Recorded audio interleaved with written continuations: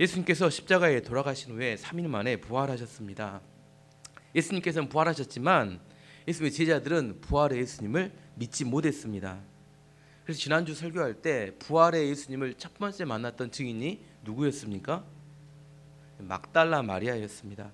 사실 막달라 마리아도 예수님께서 부활하실 거라는 믿음은 없었습니다. 다만 막달라 마리아는 예수님을 너무 깊이 사랑했습니다. 그래서 그 시신이라도 보고 싶어서 무덤으로 갔었는데 그 예수님을 만나게 된 거죠. 사랑이 무엇인지 이해하지 못하면 죽은 시신을 보러 간다고 무슨 소용이 있겠느냐 이렇게 생각할 수 있습니다. 하지만 사랑은 기적을 만들어냅니다. 사랑이 없는 사람은 항상 핑계를 댑니다. 하지만 사랑하는 사람은 불가능을 뚫고 기적을 이루어냅니다. 뜨거운 사랑이 없으면 탐욕과 욕망에 끌려갑니다. 우리 가정이 살아나고 우리 교회가 살아나고 우리의 직장이 살아나는 비결은 사랑에 있습니다. 오늘도 예배를 통하여 예수 그리스도의 십자가의 사랑이 우리 마음에 모두 부어지기를 원합니다. 예수님께서 부활하신 그날 새벽에는 막달라 마리아를 만났다면 그날 저녁에는 두 번째로 제자들을 만나기 위해서 다락방으로 가셨습니다. 제자들은 예수님께서 십자가에 죽으셨기 때문에 너무 두려워서 유대인들이 두려워서 문을 꼭꼭 다 닫고 그 안에 다락방에 모여 있었습니다. 예수님께서 두려움에 떨고 있는 제자들을 찾아가셔서 말씀하셨습니다. 오늘 19절 말씀 보시면 이날 곧 안식 후 첫날 저녁 때에 제자들이 유대인들을 두려워하여 모인 곳에 문들을 닫았더니 예수께서 오사 가운데 서서 이르시되 너에게 평강이 있을지어다. 어떻게 생각하면 제자들은 참 실망스러운 사람들입니다. 겟세마네 동산에서 예수님 잡혀갈 때 도망쳐 버렸어요. 예수님께 십자가에 딱 지고 있을 때 요한 말고 나머지 제자들은 또 다 어디 갔는지 보이지 않았습니다. 부활하신 이후에 막달라 마리아가 예수님이 부활했다고 이야기했는데 어찌할지 모르고 또 방황하고 있었습니다. 제자 중에 딱 한 사람만이라도 예수님께 전에 살아계실 때 내가 십자가에 고난을 받고 난 다음에 죽은 후에 3일 후에 살아나리라고 말씀하셨던 말씀을 기억하는 사람이 있었으면 좋은데 아무도 그 이야기를 기억하지 못했습니다.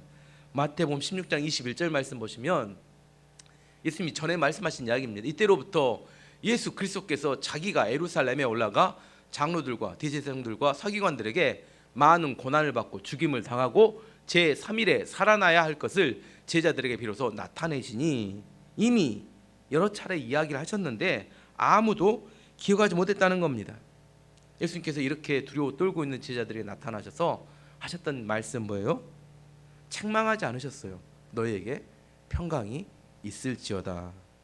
부활의 참 메시지는 평강이었습니다. 저는 여러분에게도 오늘 마음에 평안이 있기를 원합니다. 예수님의 제자들은 그러면 왜 두려워하고 있었을까?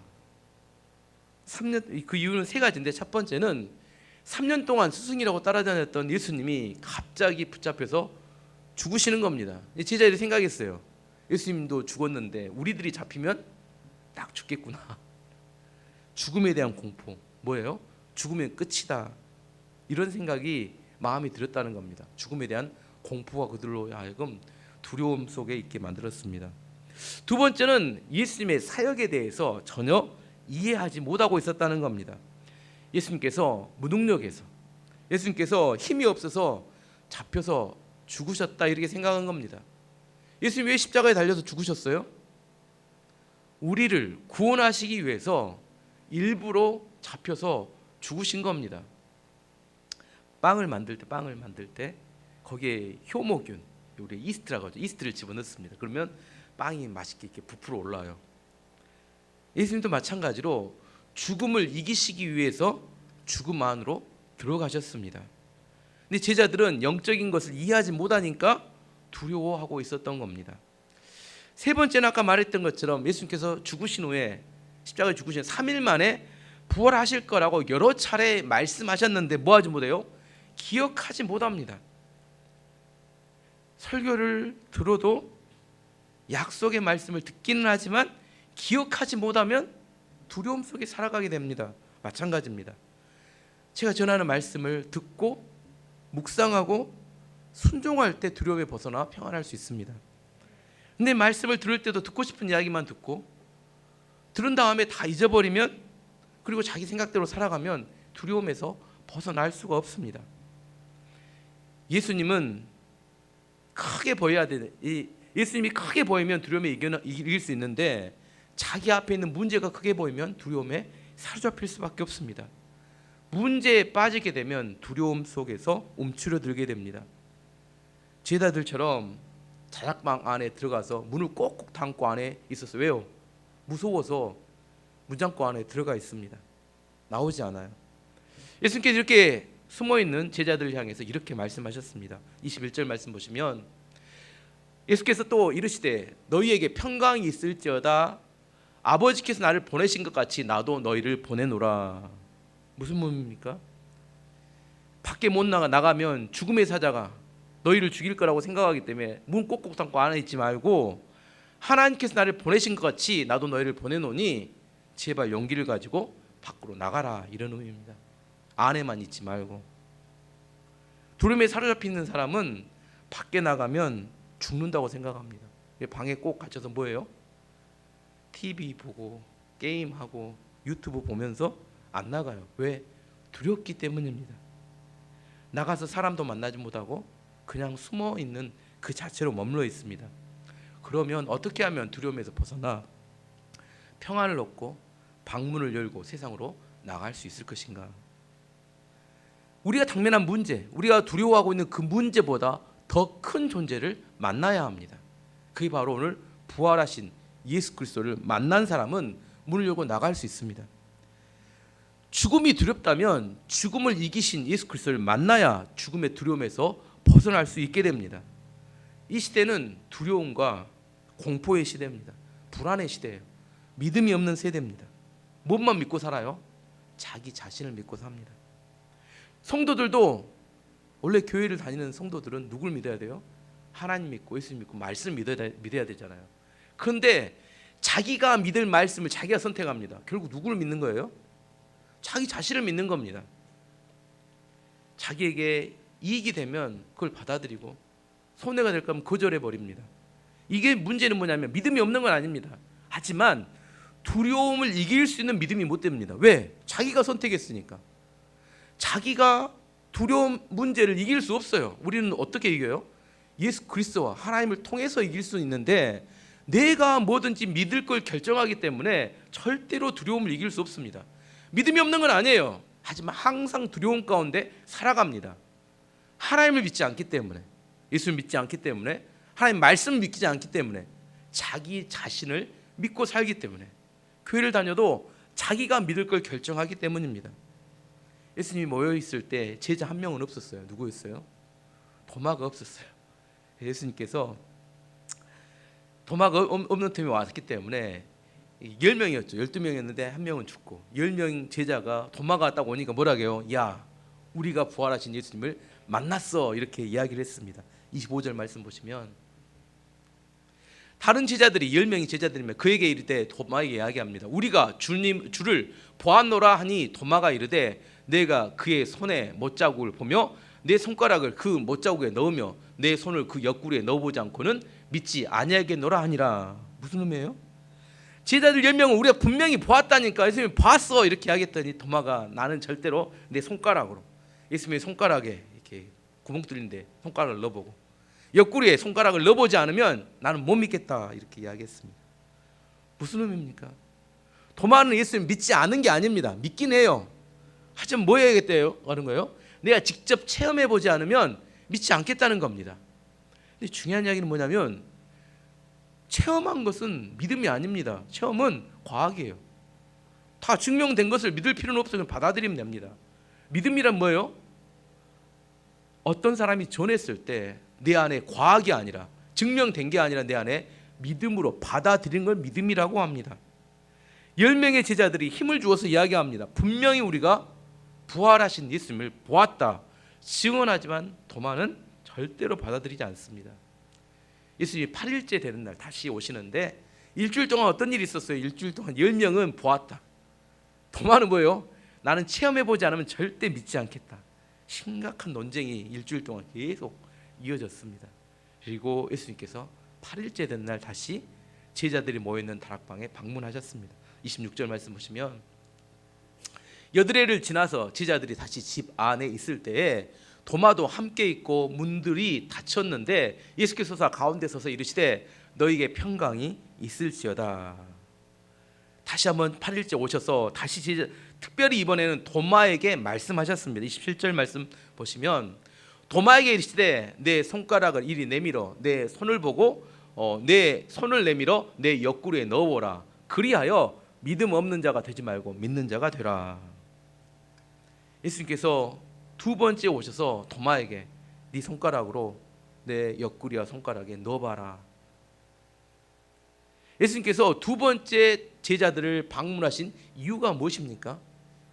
다른 10명의 제자들은 다 믿음이 생겼어요. 첫 번째 봤기 때문에. 하지만 도마가 믿지 못하고 있었기 때문에 도마를 만나려고 특별히 그날 날을 잡아서 오신 겁니다. 내가 손가락으로 내 옆구리와 손에 넣어보고 믿음 없는 자가 되지 말고 믿는 자가 되라. 그 순간 도마가 충격을 받습니다. 두 가지 때문에. 첫 번째는 뭐 때문에 충격을 받냐면 죽었던 예수님이 부활하셨다는 사실에 충격을 받습니다. 첫 번째 충격. 근데 사실 우리는 이 충격은 안 받고 두 번째에 더 충격을 받는데 자신이 했던 이야기를 예수님이 다 듣고 있었다는 사실에 충격을 받습니다. 내가 손가락으로 넣어보지 않으면 안 믿어 이렇게 이야기했는데 예수님이 그걸 어떻게 해요? 다 듣고 있었다는 겁니다. 여러분 기억하셔야 합니다. 하나님께서는 여러분의 하는 이야기를 다 듣고 계십니다. 심지어 여러분의 마음의 생각까지도 다 듣고 계십니다. 시편 139편 2절 3절이 이렇게 말합니다.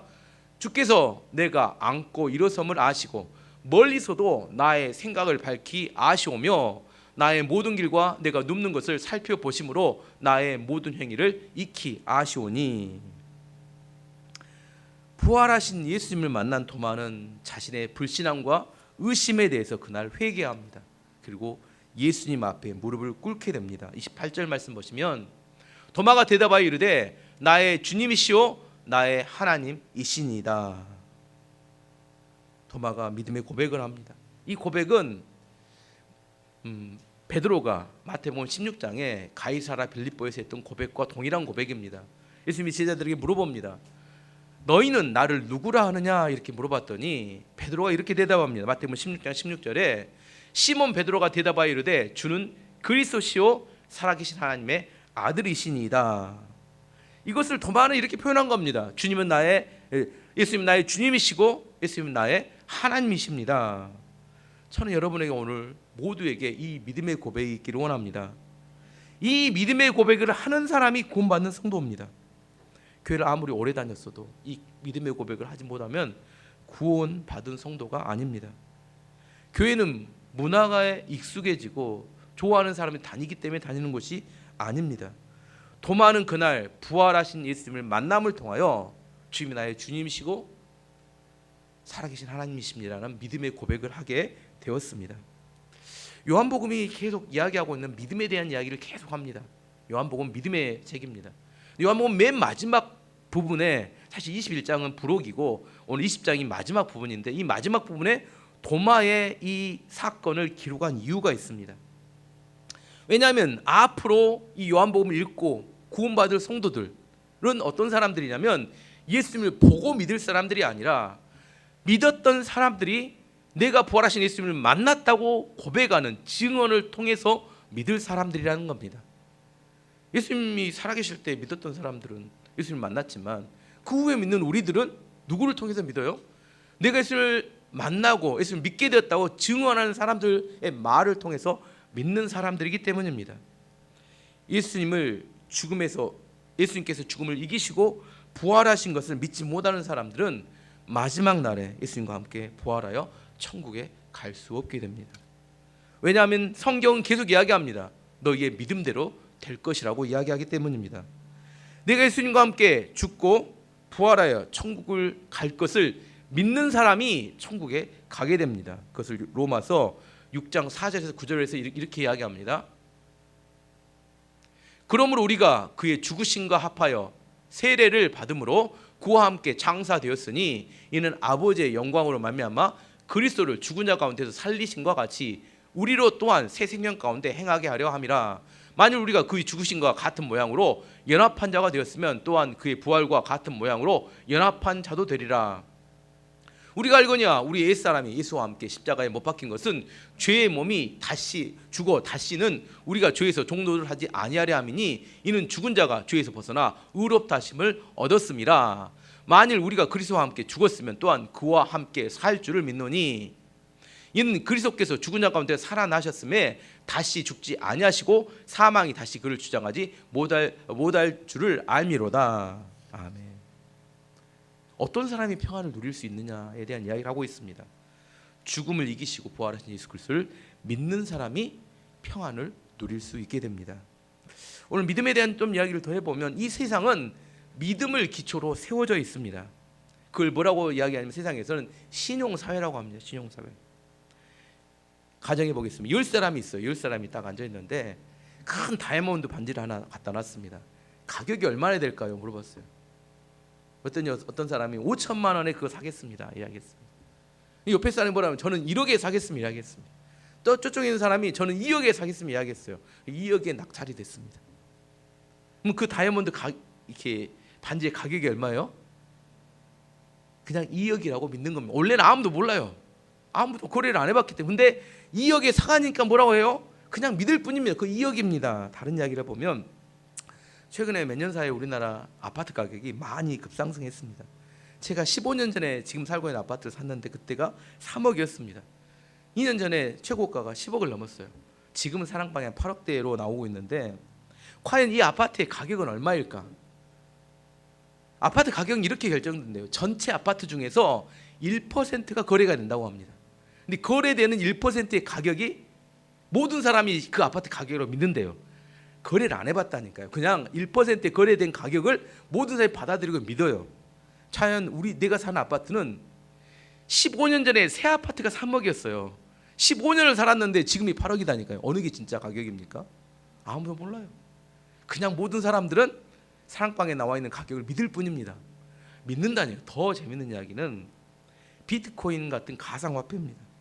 2010년도에 아직 거래가 안 될 때 2010년도에 한 프로그래머가 1만 비트코인을 주고 25달러짜리 피자를 사 먹었습니다.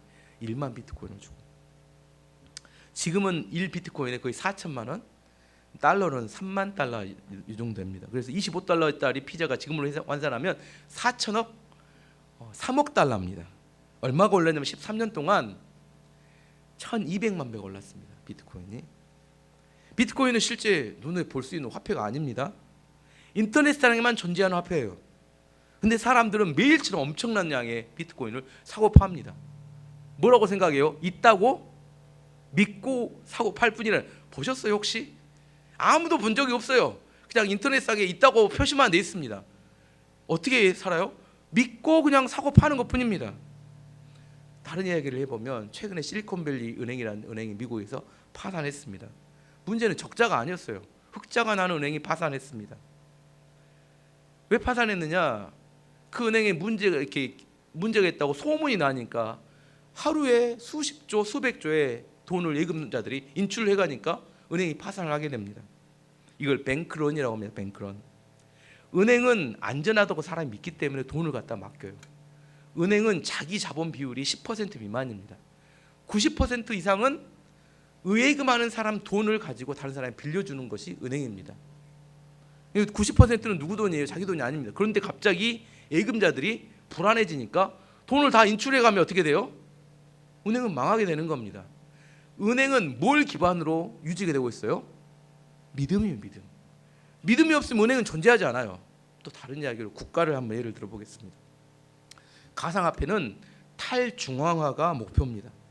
국가가 화폐를 통해서 국민들을 통제하는 것고 지배하는 것에 반대해서 이것을 화폐를 국가가 통제하지 못하도록 자유롭게 유통되도록 하는 구조가 가상화폐입니다. 가상화폐를 그러면 가장 싫어하는 나라는 어떤 나라일까요? 독재국가, 공산국가 이런 나라들은 싫어하죠. 왜냐하면 화폐로 국민을 통제해야 되는데 통제를 못하게 합니다. 가상화폐 유용하면 더 이상 국가가 국민을 통제 못하니까 그래서 가장 싫어하는 나라는 중국 같은 이 공산국가 이런 나라 싫어합니다. 달러를 이야기해 보면 미국은 달러를 기축통화로 만들어서 달러를 찍어서 전 세계를 지배하고 있습니다.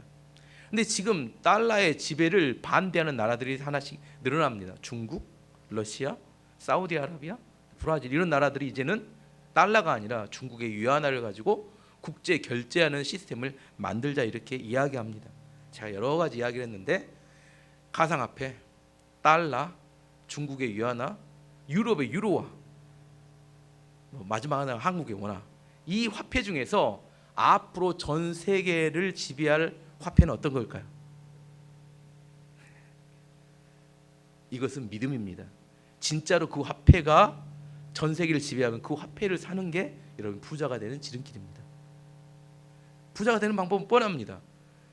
어떤 화폐가 앞으로 전 세계를 지배할 거라는 사람들의 믿음을 기반으로 앞에 그 수요가 많아지면 그 화폐를 집중적으로 사기 때문에 그 화폐의 수요 가치가 올라가기 때문에 그 화폐를 사면 부자가 돼요. 부자가 되는 방법 마찬가지입니다. 이상한 이야기를 하고 있는데 제가 하고 싶은 이야기는 뭐냐면 이 세상이 사람이 과학을 통해서 움직이는 것 같지만 그렇지 않다는 거예요. 믿음을 기반으로 모든 것이 움직이는 시스템화에 있다는, 국가도 마찬가지고 은행도 마찬가지고 사회 시스템은 믿음을 기반으로 움직이고 있습니다. 예수님 시대로 돌아가서 이야기해 보면 그 시대를 지배했던 건 로마 제국입니다. 로마 제국은 유럽과 중동과 아프리카 땅까지 다 지배하고 있었습니다. 그때 사람들은 로마 제국은 영원하리라 이렇게 믿었습니다. 그때 예수님은 나타나서 아니다, 하나님이 통치하시는 하나님 나라가 영원할 것이다 이렇게 말씀하시는 거예요. 과연 그 시대의 대다수는 로마 제국의 영원함을 믿었습니다. 하지만 예수님을 따르는 제자들은 하나님 나라의 영원함을 믿었습니다. 로마 제국은 불과 500년이 지나기 전에 무너지고 말았습니다. 하지만 하나님 나라는 점점점 성장하고 자랐으며 지금도 커져가고 있고 마지막 예수님이 재림하실 때 온 세상은 하나님이 통치하시는 하나님 나라가 될 것입니다. 여러분은 무엇을 믿고 있습니까? 저는 하나님의 나라를 믿기 때문에 예수 그리스도를 따르고 있습니다. 히브리서 11장 3절이 우리에게 이렇게 이야기합니다. 믿음으로 모든 세계가 하나님 말씀으로 지어준 줄을 우리가 아나니 보이는 것은 나타난 것으로 말미암아 된 것이 아니니라. 눈에 보이는 모든 세계는 무엇으로 지어졌다고 이야기합니까? 눈에 보이는 것이 아니라 보이지 않는 하나님 말씀으로 지어졌다고 이야기합니다. 눈에 보이는 것들은 그 결과물 뿐입니다. 다른 예를 하나 들어보면 내가 집을 한 채 짓기를 원합니다. 집을 짓기 전에 뭐가 있어야 돼요? 설계도가 있어요. 설계도. 집을 어떻게 지어야겠다. 아닌가요? 설계도. 근데 설계도는 어떻게 만들어져요? 어떤 사람이 내 집을 어떻게 짓겠다고 생각합니다. 어떤 사람의 생각이 설계도로 나오게 되고 설계도의 결과가 집으로 나오게 됩니다. 아시겠죠? 보이지 않는 것에서 출발한 것들이 보이는 결과물이 나오게 된다는 겁니다. 유럽은 원래 바이킹족이나 게르만족 같은 야만 족속들이 살았던 지역이었습니다. 근데 그 야만족의 나라가 지금의 인류 문명을 이끌어가는 선진국이 될 수 있던 결정적인 계기가 있었습니다. 뭐였어요? 사도 바울이 들고 왔던 성경책. 성경책이 유럽에 전달되면서 이 성경책이 들어간 곳마다 사람들의 생각을 바꾸고 사람들의 믿음을 바꾸고 사람들의 꿈과 비전을 바꾸어 놓았습니다. 그렇게 바꾸어 놓았던 사람들이 그들의 삶과 환경을 바꾸게 되었고 그것이 유럽을 선진국으로 만들게 된 이유가 되었습니다. 이 하나님의 말씀이 미국을 거쳐서 130년 전에 우리나라에 들어왔습니다. 이 하나님의 말씀이 사람들의 생각을 바꿨고 사람들의 믿음을 바꿨고 사람들의 꿈과 비전을 바꾸었습니다. 그래서 지금 현재 우리의 삶이 그다음에 우리의 환경이 바뀌게 된 겁니다. 한반도의 5,000년 역사 중에 지금처럼 번영했던 적은 한 번도 없었습니다. 왜 그래요? 하나님 말씀이 이 땅에 들어온 결과였습니다. 잠언 29장 18절 우리에게 이렇게 이야기합니다. 묵시가 없으면 백성이 방자히 행하거니와 율법을 지키는 자는 복이 있느니라. 묵시는 하나님 말씀을 말합니다. 하나님 말씀이 없으면 백성들이 방자하게 행동합니다. 이건 뭐냐면 마음이 교만해져서 건방지게 행동한다는 이야기입니다. 사람의 마음은 하나님을 만나는 장소가 됩니다. 하나님 어디서 만나요? 우리 마음속에서 하나님을 만나게 됩니다. 하나님은 영이시기 때문에 우리 눈에 보이지 않습니다. 하나님은 말씀이십니다. 말씀이 우리의 마음에 들어오게 되면 그 말씀을 통하여 우리는 하나님을 만나게 되고 우리 안에 변화가 나타나게 됩니다. 마태복음 9장에 보면 12해 동안 혈루병을 앓았던 여자 이야기가 나옵니다. 그 여자는 자기 질병을 고치기 위해서 모든 돈을 다 탕진했어요. 의사들을 찾아다니면서. 그런데 어느 날 예수님 이야기를 듣게 되었습니다. 예수님 소문을 들었는데 그 순간 이분은 내 병을 고칠 수 있는 분이겠다는 믿음이 생겨서 예수님이 모이는 그 마을에 사람들을 비집고 들어가서 예수님이 옷자락을 만들었습니다. 옷자락을 만지는 그 순간 예수님의 능력이 그 여자에게 흘러 들어왔고 그 여자의 혈루의 근원이 말라버렸습니다. 그 여자는 너무나 충격을 받아서 그 순간 얼어버렸어요. 예수님께서도 자기에게서 능력이 나간 걸 하시고 그 여자를 찾았습니다. 그리고 그 여자는 얼어버린 상태로 가만히 말도 못하고 있는데 예수님이 그 여자에게 이렇게 말씀하셨습니다. 마태복음 9장 22절 말씀. 예수께서 돌이켜 그를 보시며 이르시되 딸아 안심하라 내 믿음이 너를 구원하였다 하시니 여자가 그 즉시 구원을 받으니라. 그 여자의 혈류병을 낫게 한 이유가 뭐였다고 이야기해요? 그 여자의 믿음이었다 그렇게 이야기합니다. 믿음이 기적의 원인이었다고 성경은 이야기합니다. 마태복음 15장에 다른 이야기 있는데 수로보니게 여인이라는 이방 여인이 예수님을 찾아와서 자신의 딸이 귀신 들려서 고통받고 있는데 이 딸을 고쳐달라고 간청합니다. 예수님은 근데 거절해요. 나는 유대인을 위해서 보냄을 받았지 이방 여자들을 위해서 이방인을 위해서 보냄을 받지 않았다고 거절합니다. 그래서 그 여자가 개들도 주인의 상에서 떨어지는 부스러기를 먹는데 저에게 그 부스러기 은혜만이라도 주십시오 이렇게 간청하며 예수님을 전적으로 신뢰하며 의지했습니다. 그때 예수님이 또 말씀하셨습니다. 마태복음 15장 28절 말씀 보시면 이 예수께서 대답하여 이르시되 여자여 내 믿음이 크도다 내 소원대로 되리라 하시니 그때로부터 그의 딸이 나으니라. 그 딸이 낳은 치료의 근본 원인이 뭐였다고요? 믿음이었다고 성경은 말합니다. 어떤 사람이 지금 마음의 평안을 가지고 살아갈 수 있을 것인가에 대한 이야기를 하고 있는 겁니다. 어떤 사람이 기적의 주인공이 될 수 있을 것인가에 대한 이야기를 하고 있는 겁니다. 믿음이 있는 사람이 평안을 누릴 수 있습니다. 그러면 우리는 어떻게 믿음을 가질 수 있을 것인가? 하나님의 말씀을 우리의 마음에 품는 사람이 믿음을 가질 수 있습니다. 그 말씀은 우리의 생각을 바꾸고 그 말씀은 우리의 믿음을 바꾸고 그 말씀은 우리의 꿈과 비전을 바꾸기 때문입니다. 성경에 오늘 예수님 말씀에 우리의 생각과 믿음과 꿈과 비전을 바꾸는 또 한 가지를 이야기하시는데 그걸 성령님이라고 이야기합니다. 22절 말씀 보시면 이 말씀하시고 그들을 향하여 숨을 내쉬며 이르시되 성령을 받으라. 예수님께서 다른 보혜사를 보내시겠다고 말씀하셨습니다. 그것이 바로 성령님입니다. 사도행전 2장 17절 말씀 보시면 하나님이 말씀하시기를 말세 내가 내 영을 모든 육체에 부어주리니 너희의 자녀들은 예언할 것이요 너희의 젊은이들은 환상을 보며 너희의 늙은이들은 꿈을 꾸리라. 성령이 임하게 되면 나타날 변화에 대한 이야기를 하는 겁니다. 어린 아이들이 뭘 해요? 예언하게 되고 젊은이들이 환상을 보고 늙은이들이 꿈을 꿉니다. 나이가 들면 꿈을 더 이상 안 꾼가요? 더 이상 비정도구에 죽을 날만 기다리고 있는가요? 그럼 성령이 임한 게 아닙니다. 젊은이들이 세상이 88만 원 세대하면서 절망 가운데 빠져 있어서 아무런 무능력하게 살아가는 젊은이들, 왜? 성령이 임하게 되면 미래에 대한 환상과 꿈을 갖게 됩니다. 어린 아이들이 하나님의 말씀으로 충만하여서 애원하게 됩니다. 이게 성령이 임하면 나타나게 되는 변화라고 이야기합니다. 성령이 임하면 눈에 보이는 걸 위해 살지 않고 눈에 보이지 않는 하나님의 말씀과 하나님이 주신 비전과 꿈을 향해서 질주하는 삶을 살아가게 됩니다. 사도행전 2장에 드디어 오순절에 성령이 제자들에게 강림합니다. 내려오십니다.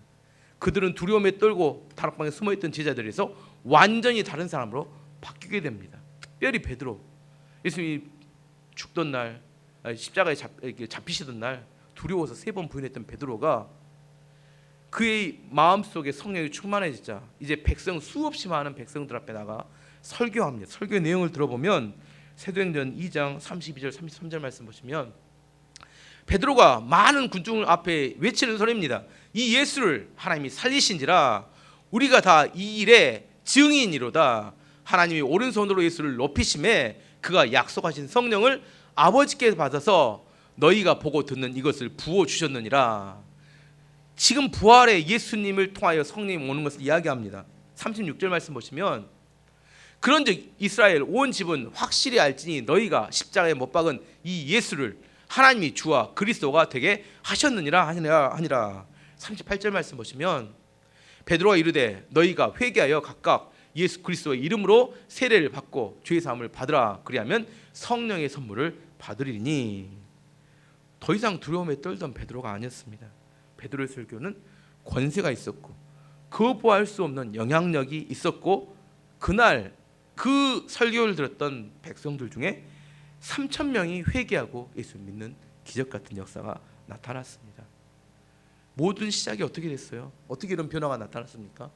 성령님을 통하여 생각이 바뀌고 믿음이 바뀌고 그 꿈과 비전이 바뀌었기 때문에 이런 역사가 나타난 겁니다. 어떤 암에 걸린 여자 성도님이 교회에 가서 예배를 드리던 중에 말씀을 듣고 은혜를 받았습니다. 그래서 집으로 돌아가서 뭘 찾았냐면 젊은 시절에 가장 아름답고 활기차고 멋진 시절의 사진들을 막 찾았답니다. 그리고 온 집안에 그 사진을 다 붙여놓고 자기의 마음을 뭘로 채워요? 그 사진들로 자기 마음을 채웠습니다. 그리고 자기 안에 하나님께 기도하며 꿈을 꿉니다. 나의 젊은 시절, 가장 아름답던 시절로 돌아가는 꿈을 꿉니다. 그리고 입으로 선포합니다. 더 이상 절망과 우울이 내 마음을 차지하지 못하도록 하나님이 주시는 믿음과 꿈과 비전이 자기 마음에 가득하도록 입술로 선포합니다. 나는 예수님 안에서 치유될 것이다. 암은 나에게서 떠나갈지어다. 나는 더 이상 우울과 절망 가운데 살아가지 않을 것이다. 예수님께서 주시는 믿음과 비전을 붙들고 살아갈 것이다. 뭐 결과는 뻔합니다. 그 암이 기적처럼 치유되었다고 합니다. 예수님의 십자가와 예수님의 부활은 기적의 근거가 됩니다. 우리의 믿음의 근거가 됩니다. 이사야 53장 5절 6절 고난 중간에 계속 외쳤던 말씀입니다. 그가 찔림은 우리의 허물 때문이요 그가 상함은 우리의 죄악 때문이라. 그 징계를 받음으로 우리는 평화를 누리고 그가 채찍에 맞음으로 우리는 나음을 받았도다. 우리는 다 양 같아서 그릇 행하여 각기 제 길로 갔거늘 여호와께서는 우리 모두의 죄악을 그에게 담당시키셨도다. 십자가 안에서 나타난 놀라운 기적의 변화를 이야기하는 겁니다. 무엇을 믿을 것인가? 이게 중요하다니까요. 여러분 무엇을 믿고 있습니까? 그 믿음이 우리 미래가 됩니다.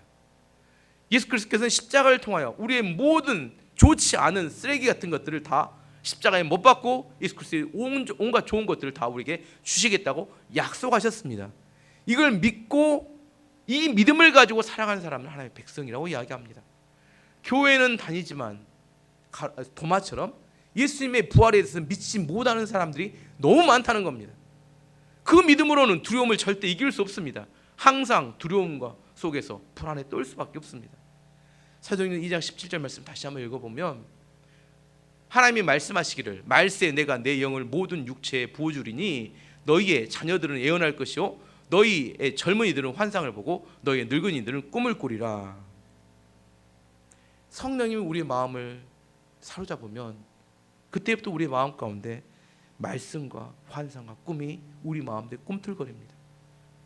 걱정 근심이 많은 사람은 미래가 안 보여요. 오늘 하루 어떻게 안심하고 보낼까? 내 앞에 어떻게 건강을 유지하고 보낼까? 내 앞에 어떻게 문제만 해결하고 보낼까? 이렇게 전전긍긍하고 살아갈 수밖에 없습니다. 하나님이 우리를 부르셨던 그 비전과 사명은 전혀 눈에 보이지 않습니다. 오늘 하루 어떻게 문제 안 생기고 버틸까? 이게 우리의 비전과 목적이라면 우리 안에서 하나님의 말씀도 잃어버렸고 성령의 충만함도 보이지 않고 살아가기 때문입니다. 말씀과 성령이 내 마음을 장악하지 않으면 우리는 끊임없이 욕망과 탐욕, 죄악과 절망, 우울과 질투가 우리의 마음을 사로잡으며 그것을 쫓아갈 뿐입니다. 누가 뭐 했다면 나도 하고 싶고 누가 뭐 했다면 그걸 따라가고 싶고 하지만 즐거움이 없어요. 해도 별것 없습니다. 뭐 어린 아이들은 모르겠지만 오래 사신 분들 아시잖아요. 별거 없습니다. 인생이라는 게. 우리 안에 중요한 것은 하나님께서 우리 마음에 사랑을 부으시고 성령을 부으시면 그때부터는 뜨거워진 인생이 될 수 있습니다. 내 안에 새로운 열정과 새로운 마음이 부어집니다. 코로나 그까지 뭐 걸리고 마음이 되죠. 뭐 그것이 뭐 얼마나 대단하겠습니까? 뭐 심장병 걸려서 죽으면 천국 가면 되죠. 그게 또 얼마나 되겠습니까? 우리 인생 가운데 뭐가 중요하냐? 영원히 살아갈 하나님 나라가 영원하다고 믿는다면 그 영원한 것에 우리의 삶을 투자할 줄 알아야 합니다. 여러분, 뭐가 미래를 지배할 거라고 생각합니까? 비트코인입니까? 그럼 비트코인을 투자하셔야죠. 달러면 미국 주식을 사셔야죠. 중국 주식을 사셔야죠. 여러분, 뭐가 이 세상을 지배할 거라고 생각합니까? 저는 하나님의 나라가 이 땅을 다시 통치하는 날이 올 거라고 믿기 때문에 하나님께 충성하고 헌신할 뿐입니다. 이걸 믿지 못하면 여러분 평생 두려움 속에 평안이 없이 살아갈 겁니다. 왜냐하면 마귀는 여러분을 두려움에 떨도록 끊임없이 뉴스를 만들어내기 때문입니다. 정치도 불안하고 경제도 불안하고 뭐 아이들 교육시켜도 불안하고 뭐 하나 마음 둘 곳이 없는 것이 이 땅을 살아가는 사람들의 삶의 모습입니다. 내 안에 하나님의 약속과 성령이 충만해지지 않으면 교회 나가면서부터 오늘 무엇을 먹을까, 무엇을 입을까, 이 걱정 근심하며 살아갑니다. 내가 앞으로 10년, 20년 뒤에 뭐가 어떻게 될까? 내일 당장 어떤 일이 일어날지도 모르는데 10년, 20년을 걱정한다고 뭐가 됩니까? 일어날 일이 없어요.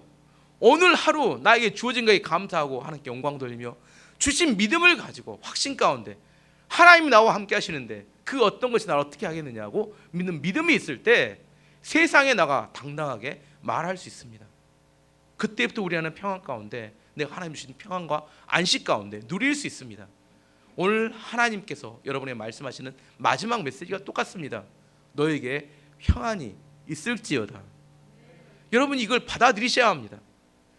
평안을 선포하신 예수 그리스도의 말씀을 아멘하고 받아들여야 내 안에 평안이 있지, 그렇지 않으면 이야기를 백날 들어도 두려움과 불안이 여러분을 벗어나지 못하고 살아가게 될 겁니다.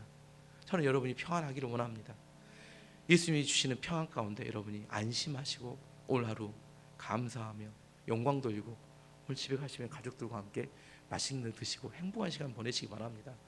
걱정 근심 그만하시고 기도하겠습니다.